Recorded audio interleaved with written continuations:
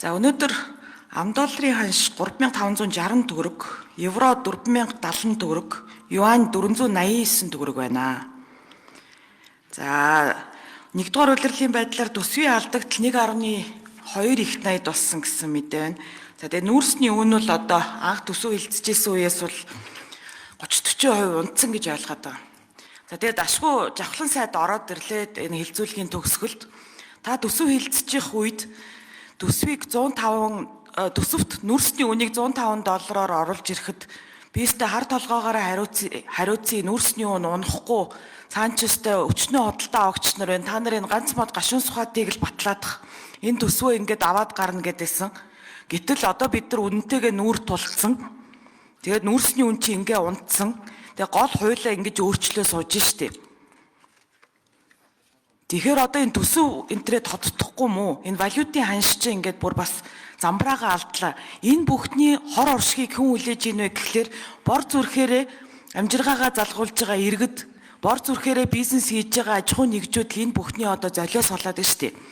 Тэгээд одоо ямар зүйл ажиглагдаад байна вэ гэхлээр засгийн газар ерөөсөө нөгөө төсөв тодтохгүйгээр бүх зүйлээ авч гарахын тулд хаа нэгтэйгээс нэг мөнгө олох зорилгоор л ерөөсөө яаралтайгаар янз бүрийн юмнууд оруулж ирдэг. Нөгөө зөвшөөрлийн хуулийг оруулж ирж байгаа үндэслэн гэсэн чинь жил болгоно $500 сая гадагшаага урсаад байна, бид нар ханшаа алдчих гээд байна гэсэн зүйл ярьж байгаа. Тэгээд тэр хууль нь болохоор хууль зүйн техникийн хувьд ч гэсэндээ бүх зүйлийн хувьд алдаатай. Өчнөө олон хүмүүс бас тэр хуулийн золиос олох боломжтой ийм хууль оруулаад ирж байгаа. За энэ хууль ч гэсэндээ ялгаа байхгүй. Бид бол энэ нүүрсний хулгайг зогсооё, тэр уул уурхайн бүтээгдэхүүний борлуулалтыг ил тод болгоё гэдэг энэ биржийн хуулийг 2022 оны 12 сарын 23-нд баталсан. Тэгээд тэрнээс хойш 1 жилийн дараа дахиад нэг өөрчлөлт оруулсан байгаа. Одоо яг энэ 13 дугаар заалт. Тэгээд энэ 13 дугаар заалтан дээр одоо жишээлбэл ахаад нөгөө нэг яриад байгаа хэрэгтэй хэрэггүй мега төслүүдээс санхүүжүүлэх юмнуудынхаа одоо нөгөө шинэ үеийн аптек гэрээгээд манай гишүүдийн яриад байгаа тэр зүйлийг оруулж ирж байгаа байхгүй юу? Нийгмийн эдийн засгийн ач холбогдол бүхий томоохон төсөөл бүтээн байгуулалтын ажлуудыг хэрэгжүүлэх зорилгоор харилцан ашигтай доктортой урт хугацаанд бүтээгдэхүүн солилцох гэрээг засгийн газрын өргөн мэдүүлснээр улсын хурал шийдвэрлэнэ гэдэг. Тэгэхээр нөгөө нэг яригадаад байгаа мега төслүүд гэдэг нөгөө нэг ган татлагт гүүр мөр инээтрээ гих мэтчлэн тиймэрхүү зүйлүүдээ энэ нүүрс зис мис одоо босод зүйлээрээ цойлох асуудал, бартерлах тухай асуудал яриад шүү дээ. Тэгээ энэ уул уурхайн түүхийн эд чинь манад валют олж ирэх ёсгүй мүү? Бид чинь нөгөө валютын нөөцийнхээ бас асуудлыг ярих хэрэгтэй үсттэй. Гэтэл одоо бүр ингээ бартерлаа гэж сууждаг. Офтик гэж хэлчихлээр хүмүүс дэмжихгүй нүүрсний хулгай ярина гэж бодоод байгаа байхгүй. Тэгэхээр одоо бүр бартер руугаа шилжлээ. Тэгэхээр одоо бид нар үнэнтэйгээ нүүр тулаад энэ төсвөө тодтох юм уу? Тэр нэг мега төслүүдийнхаа зарим нэгийг одоо болох юм уу? Яах юм? Тэр асуудлуудаа ярмаар шүү дээ. Цаан чинь нөгөө нийслэл чинь бүр галзуурж байна. 5-6 их найдын төсөв баталсан. Сая туулын хурдны зам гээд 1.9 их найдын тендер зарлаад энэ мөнгө нь хүрэхгүй байна. Ахаа 300-400 тэрбум их найдаар тэрбумаар нэмжгаад тэгээд энэ одоо 2 их найд гаруй төгрөгөөр зам барья гэсэн юм оруулж ирээ сууж штий. Та нарт ер нь тийм уялдаа байна уу? Нийслэл төр чинь бүр юм вантус үүсчлээ. Тэгэхээр одоо үнэнтэйгээ нүүр тулаад хизээ төсвөө тоддох юм. Энэ янз бүрийн одоо нөгөө нэг мега гэгдээд байгаа зүйлүүд дээрээ тодорхой хязгаарлалтууд хийхгүй мүү? Одоо биднэрт бол бас нөхцөл байдал шал өөр болчлоо шүү дээ. Энийг бас нэг мөчлөгч нь шал өөр тийшээ явчлаа шүү дээ. Ийм асуулт байна. Тэгээд тодруулъя. За хэдүүлээ тодтол хийгээд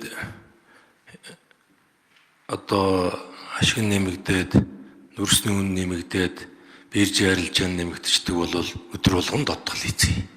Бүр цаг болгонч тодтол хийцгээе. Харамсалтай тийм боломж байхгүй байна. Дээрээс нь тодтол чинь өөрөө ингээд хэдүүлээ нэг өдөр бол өглөө босч ирээд хийдэг зүйл биш. Төсвийнхаа ерөнхий хуулийн дээр бид нөхцөл заасан байдаг. Энэ хүрээндээ л явна. Тодтолгүй энэ жилийн хуулийг алдагдлгүй байна гэд бид хуульчилсан жарлан гişүнэ. Та өөрөө оролцож байгаа. Өөрөөр хэлбэл орлогын хэмжээнд зарлага гаргана шүү гэдгийг л заачихсан. Тэр энэ жил тэгжил явна. Энийг бид зөрчихгүй. Тэр шиг ямар ч боломж байхгүй. Энэ нь өөрөө тодтолоос илүү ийм суурь зарчмаар бид хуульчилж гисэн.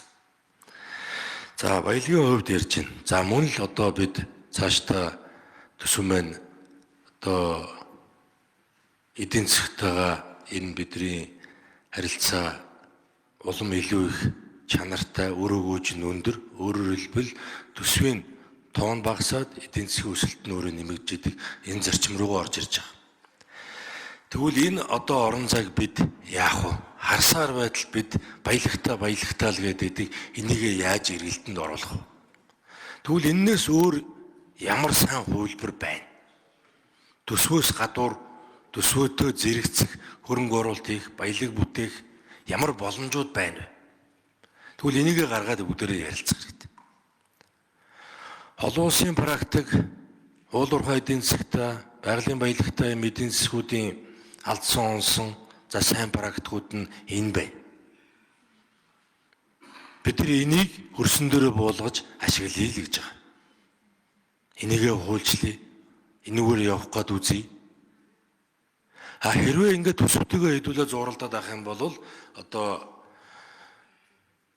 бид зорж байгаа эргэн бүртээ байгалийн баялаг ард түмний баялаг байх ёстой. Айл өрх бүрээр орох ёстой. Айл өрх бүрд хүртээмжтэй байх ёстой энэ эдийн засгийн өсөлтүүд маань ингээд цаасан дээрээ л үлдэнэ. Энэ боломжийг л наашлуулах чагаал ийм л нэг сонголт. Энийг ингээд их хурал дээр нээлттэй ил тод ярилцъя. Сайжруулъя. Боломж болгоныг нь гаргаж ирж ярилцъя. Энийг хуульчлая гэж байгаа л ийм л зарчим гэж ингэж бодож байгаа. За нийслэлийн хувьд бол энэ сангийн сайд нэмэлт минут өгье. Гүйцээж хариулъя. Нийслэлийн хувьд бол бид төсвийн энд баталтай шүү дээ. Монгол улсын нэгдсэн төсв дотор энэ нийслэлийн төсв, орон нутгийн төсв бүгд орцсон л явж байгаа. Бүгдээрээ ингэж хард сууж агаад баа бээгүй, цэг таслалгүй баталсан. Энийхээ өрөөнд л явж байгаа. За тэрнээс хэрвээ гадуур явж байгаа асуудал байвал харин энд хариуцлага асуудал яригдана. Нүүрсний үнийг сүүлийн 10 жилийн одоо дундчийг аваад нэлээд багасгасан байдлаар ганцхан нүүрсч биш бусад одоо орлого оруулж ирдэг металлууд, нүүрс зэргийн үнийг бол нэлээд багасгасан байдлаар тооцож оруулж ирдэг. Нүүрсийг бол тухайн үед нүүрсний дундаж ханш $125 байсан. Тэгэхэд $105 тооцож оруулж ирсэн. Энийг бол $20 одоо марчтайгаар оруулсан боловч өнөөдөр бид нар тэр энэ ганцхан Монголд биш дэлхийд даяараа энэ худалдааны дайн ширүүсээд геополитикийн асуудлууд хүндрээд Трамп тарифын одоо нөлөөлөл маш хурдтай. Өнөөдөр одоо бид нар юмаа яриа сууж байхад маргааш юу болохыг тооцоолох боломжгүй юм тогтворгүй нөхцөл байдал үүсчээд байна л да. Тэгэхээр энэ дээр бол бид нар бас урьдчилж тооцсон боловч харамсалтай нь өнөөдөр нүүрсний үн экспортын гол орлого маань ингээд багассан учраас энэ асуудлыг зохицуулах үүднээс л энэ хуулийг оруулж ирж байгаа. Амьдрал баян учраас бас шинэ нөхцөл байдлууд үүсээд байна. Тэгэхээр мэдээж энэ дээр бол бодлого байлгүй яхав бас одоо нүүрсний үн унсан тохиолдолд ямар одоо менежмент хийх үү гэд. Энэ дээр бид нар бомбын нэвтрүүлэх чадварыг одоо сайжруулах, за дээрэс нь нүүрсний одоо тээвэрлэлтийн өртгийг бууруулах, дээрэс нь энэ замд одоо нүүрсний тоон тутамд гараад байгаа зардлуудыг аль болох хамгийн бага руу оруулах гэх мэт ийм бодлогуудыг гаргасан. Энэ бодлогоо бид нар экспортыг дэмжих ажлын хэсэг дээр яриад энэ асуудлуудаа шийдээд явж байгаа гэдгийг хэлье. За бүтээгдэхүүн солилцооны тухай 13-ыг ярьж байна. Энэ дээр бид нар бол үндсэл хэрэгцээ бол зөндөө байгаа. Бүх гишүүд рүү хүмүүс сургууль барьмаар байна, цэцэрлэг барьмаар байна, эмнэлэгтэй болмоор байна, замтай болмоор байна, 14 мега төслийг хэрэгжүүлмээр байна гэдээ ярьж байгаа. Тэгэхээр энэ ярьж байгаа зүйлүүдийг бид нар төсвийн хуулиараа хэрэгжүүлээд явах ямар ч боломжгүй болсон. Төсвийн хуулийг бид нар алдагдaltaгүй баталсан. За хоёрдугаарт бид нар валютын нөөцтэй холбоотой энэ бүтээн байгуулалтыг хийхэд маш их хэмжээний одоо импортоор бараа авчирж ээж валют зарж ээж хийх юм одоо нөхцөл үүсчээд байгаамаа. Тэгэхээр бид нар бол өөрт байгаа зүйлээрээ тийм ээ одоо бид нар ард иргэд хүртэл нөгөө юм зарахтаа нэлээх ашигладаг болсон мөлий шүү дээ. Бартер сонирхон энэ төр гэд.